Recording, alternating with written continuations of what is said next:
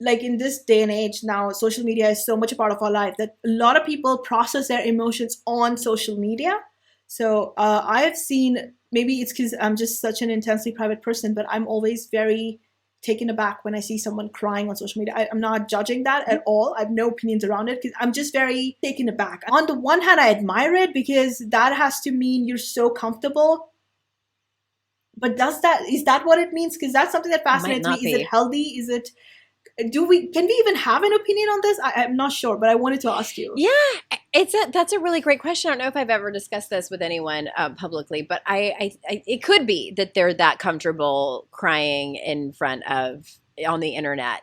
It also could be that they are very uncomfortable showing their emotions in front of people that they have an emotional attachment to. So it feels Mm, a lot easier to do it in front of their phone and post it to the internet and kind of walk away or see what happens to it. I think at the end of the mm, day, all of us are craving, sometimes with desperation, to be seen and heard. And not just be seen and heard, but more specifically, seen and heard in our pain.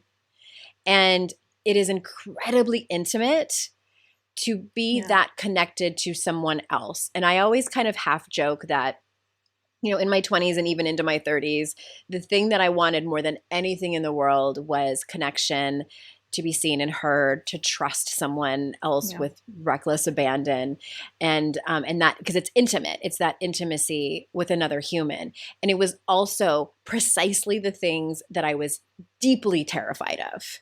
So I was Yeah. constantly in this push pull with people of like kind of like go away but come here type of thing. And it does not, let me tell you, Yeah. everyone Yeah. listening, it becomes a mess. And I'm still at almost 48 years old, like going through the process of really learning how to trust people. Like I saw something on TikTok that said, name 3 men that you implicitly trust. And I was like, it was zero. Like Oh my God. even my husband, like he Yeah. knows. So it's just it's an interesting and I mean like intimately. Like I always say, like trusting someone. I look at trust as like true trust is not that someone can like hold your heart in their hands, is that they can have it in their teeth and you trust them with it. Like that to me is like the ultimate trusting someone. Yeah. And it's yeah, the social media again, just to circle back what I just said, like I think it could be a combination of that they are so willing to do that with everyone, but my guess is that a lot of them don't feel comfortable doing it with the people around them and asking for help in that way, but it feels safer for some way. It's Mm. getting their needs met of being seen, I think is what my short answer is. Okay, that makes a lot of sense. But would you advise them? This is like to the younger generation, especially like young girls, if they're listening, to process it in the privacy of their own mind first before they do that. Could there be any pitfalls to it that may just be dangerous to their mental health? Yeah, I mean, people on the internet can be terrible. We've known this Yeah. since the beginning of the Yeah. internet when there was, Absolutely. dial up and there was AOL chat rooms. People Oh my can be God. terrible. Do you remember And those? so They I were, think yeah. that I remember those.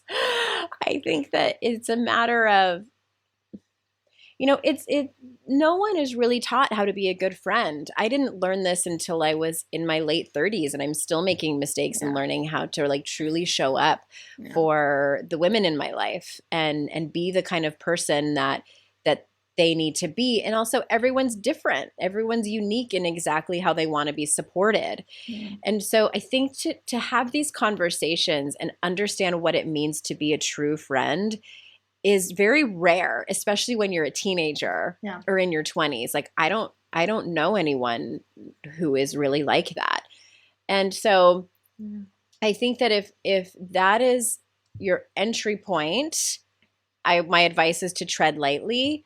I always say like start with a trusted school counselor or Mm. mentor or teacher, or if you have a parent that you really trust or a grandparent, before you go on the internet, because also the internet is forever Yeah. and Yeah. you never know like how it's going to end up. Like look at Chris, who the guy that used to be now has transitioned to a woman named Kara, who, leave Britney alone. Like, remember that from the mid 2000s, was crying on the internet about Britney Spears, and like that lived on as a meme forever. Him Wow. expressing his emotions back then.